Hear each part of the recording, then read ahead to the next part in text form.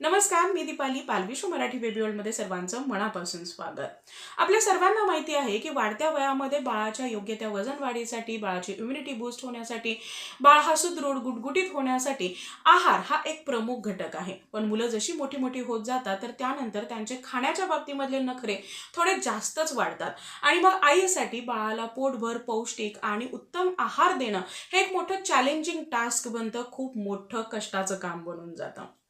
मुलं तेव्हाच व्यवस्थित खात नाहीत जेव्हा बाळाला व्यवस्थित भूक नसते. याशिवाय ही बरेचशी कारणं असू शकतात, परंतु मुख्य कारण हे असतं की बाळाला भूक न लागणं. आणि म्हणूनच आजच्या व्हिडिओमध्ये आपण जाणून घेणार आहोत की बाळाला भूक लागण्यासाठी तुम्ही रेग्युलर बेसिसवरती कोणकोणत्या टिप्स फॉलो करणं गरजेचं आहे, कोणते असे उपाय आहेत की ज्यामुळे बाळाची भूक ही छान वाढेल. कारण जेव्हा बाळाला छान भूक लागते तर त्यावेळी ताटात आलेला प्रत्येक पदार्थ बाळ हा अगदी आवडीने आणि पोटभर खातो. आणि म्हणूनच इतर कोणतेही प्रयत्न करण्यापेक्षा पहिला बाळाची भूक वाढवण्यासाठी तुम्हाला प्रयत्न करणं हे खूप जास्त गरजेचं आहे. तुमच्याही बाळाच्या बाबतीमध्ये जर सेम हा प्रॉब्लेम असेल तर आजचा व्हिडिओ तुमच्यासाठी खूप जास्त फायद्याचा ठरणार आहे. त्यामुळे व्हिडिओ शेवटपर्यंत पाहत राहा. व्हिडिओ आवडला तर व्हिडिओला लाईक, शेअर, कमेंट करा. चॅनलला नवीन असेल आतापर्यंत सबस्क्राईब केलं नसेल तर सबस्क्राईब करा आणि शेजारी असणारे जे बेल आयकॉन आहे तेही प्रेस करा, जेणेकरून येणाऱ्या नवीन व्हिडिओचा अपडेट तुम्हाला मिळत राहील. वळूया आपल्या आजच्या टॉपिककडे. एका सर्व्हेमध्ये असं जाणून आलेलं आहे की भारतीय मुलांमध्ये जे काही आयरन डिफिशियन्सी आहे याचं प्रमाण खूप जास्त आहे. आणि ट्रस्ट मी, हे जे काही आयरन डिफिशियन्सी आहे ही बाळाला भूक न लागण्यामागे आणि त्याबरोबरच इतर खूप साऱ्या आरोग्याच्या समस्या उद्भवण्यामागचं एक मुख्य असं कारण आहे. त्यामुळे वेळीच तुम्हाला बाळाची ब्लड टेस्ट करून घ्यायची आहे, बाळाची iron level, haemoglobin level check करायची आहे आणि वेळेनुसार बाळाच्या आवश्यकतेनुसार योग्य त्या डोसेसमध्ये डॉक्टरांकडून तुम्हाला सप्लिमेंट घेणं गरजेचं आहे.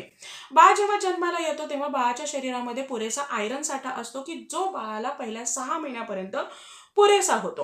पण 6 महिन्यानंतर बाळ जसा वरचा आहार घ्यायला लागतो तर त्यानंतर हा जो काही आयरनचा साठा आहे हा कमी कमी होत जातो. आणि म्हणूनच 6 महिन्यानंतर बाळाला जे काही तुम्ही सॉलिड पदार्थ देता तर ते आयरन युक्त किंवा लोहयुक्त असणं, आयरन रिच असणं हे खूप गरजेचं असतं. पण नॉर्मली जर बाळाच्या आहारामध्ये हे पुरेशा प्रमाणामध्ये लोहाचा समावेश होत नसेल तर त्यावेळी मात्र ही आयरन डिफिशियन्सी येते. बाळामध्ये रक्ताची कमतरता होऊ शकते, हिमोग्लोबिन लेवल कमी होते, ज्यामुळे इतरही खूप सारे आजार बाळाला होण्याची शक्यता असते. आणि सगळ्यात मेन अफेक्ट होतो तो म्हणजे बाळाच्या ॲपेटाईटवरती किंवा बाळाच्या भुकेवरती. बाळाला भूक व्यवस्थित लागत नाही आणि त्यानंतर बाळ हा व्यवस्थित खात सुद्धा नाही. त्यामुळे बाळाच्या आहारामध्ये तुम्हाला भरपूर असे लोहयुक्त पदार्थ, ज्यामध्ये खूप सारे भाज्या येतात, फळे येतात की ज्यांचा रंग गडद आहे, म्हणजे गडद हिरव्या रंगाच्या, लाल रंगाच्या अशा ज्या काही भाज्या आहेत, स्पेशली बीट आहे, पालक आहे, कॅप्सिकम आहे किंवा आणखी जे काही डार्क रंगाची फळं आहेत, अशा सगळ्या फळांचा आणि भाज्यांचा समावेश तुम्हाला बाळाच्या आहारामध्ये करायचा आहे. दुसरं कारण असतं ते म्हणजे अतिरिक्त प्रमाणामध्ये दुधाचं सेवन करणं किंवा बाळाला भरपूर प्रमाणामध्ये दूध देणं. नॉर्मली आपल्याला असं वाटतं की लहान बाळ आहे तर त्याने भरपूर असं दूध प्यायला हवं, परंतु लक्षात घ्या हे जे दूध आहे हे प्रमाणापेक्षा जर जास्त होत असेल तर त्यावेळी मात्र हे दूध बाळासाठी अपायकारक ठरू शकतं. कारण दुधामध्ये खूप जास्त कॅल्शियम असतं आणि हे जे कॅल्शियम आहे हे शरीरामध्ये आयरन ॲब्सॉर्प्शन होऊ देत नाही. आणि जेव्हा बाळ खूप जास्त प्रमाणामध्ये दूध पितो तर ऑटोमॅटिकली बाळाला लोहाची कमतरता येते, आयरन डिफिशियन्सी येते, ज्या कारणामुळे बाळाची भूक कमी होते, बाळ खूप जास्त चिडचिड करायला लागतो किंवा बाळाला इतर ज्या ॲक्टिव्हिटी आहेत किंवा इतर जे आरोग्याच्या समस्या आहेत या सुद्धा अफेक्ट होतात, या सुद्धा उद्भवायला सुरू होते. त्यामुळे वयानुसार बाळाला योग्य त्या प्रमाणामध्ये दूध देणं हे गरजेचं आहे. या अगोदर चॅनलवरती आपण कोणत्या वयामध्ये बाळाला किती ml दुधाची गरज असते यावरती एक डिटेल व्हिडिओ पोस्ट केलेला आहे.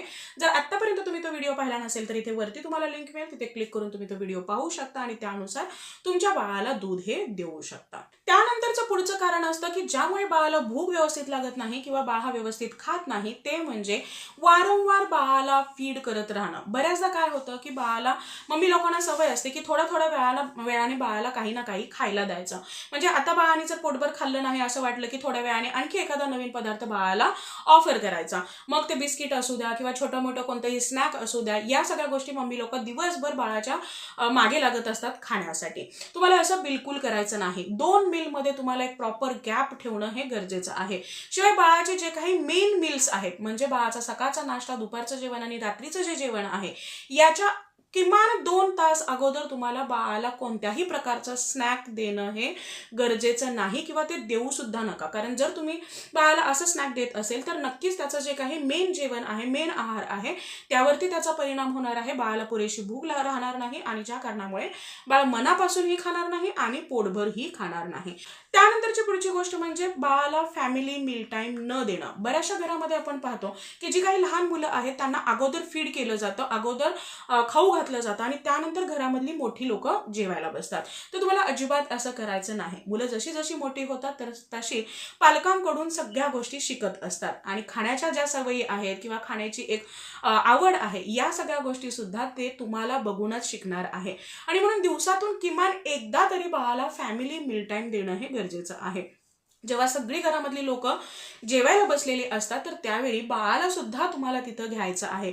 बाळाला त्याची सेपरेट प्लेट द्यायची आहे. भले बाळ घाण करत असेल, खूप जास्त सांडत असेल, अंग घाण करत असेल, हात घाण करत असेल, तरी सुद्धा बाळाला ते करू द्यायचं आहे. बाळाला अन्नासोबत खेळू द्यायचं आहे की जेणेकरून तुम्हाला ते पाहिल आणि त्या पद्धतीने तुम्हाला कॉपी करण्याचा प्रयत्न करेल.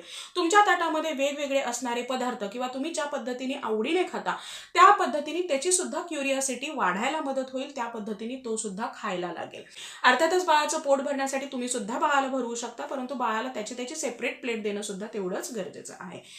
यासोबतच बाळाला स्वतःच्या हाताने खाण्यासाठी एनकरेज करायचं आहे. मुलं जेव्हा स्वतःच्या हाताने खातात तर त्यावेळी अगदी पोटभर खातात, मनापासून खातात, त्या खाण्याचा आनंद घेतात आणि म्हणूनच असं जे खाणं आहे हे मुलांच्या विशेष अंगी लागतं.